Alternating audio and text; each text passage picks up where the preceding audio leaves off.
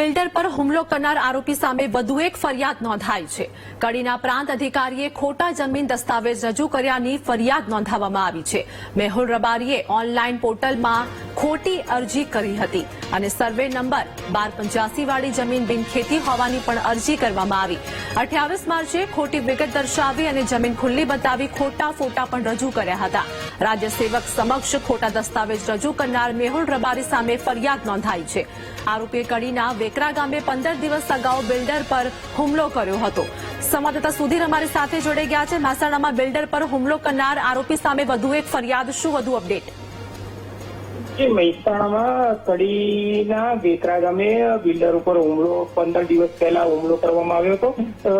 હુમલો કરવાના બાદ ફરિયાદ પણ થઈ હતી અને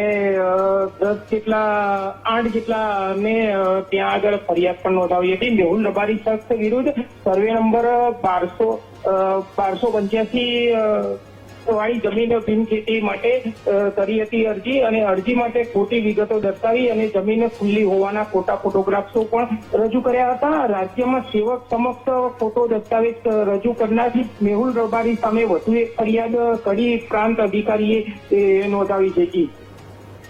જી આભાર સુધીર, માહિતી આપવા બદલ।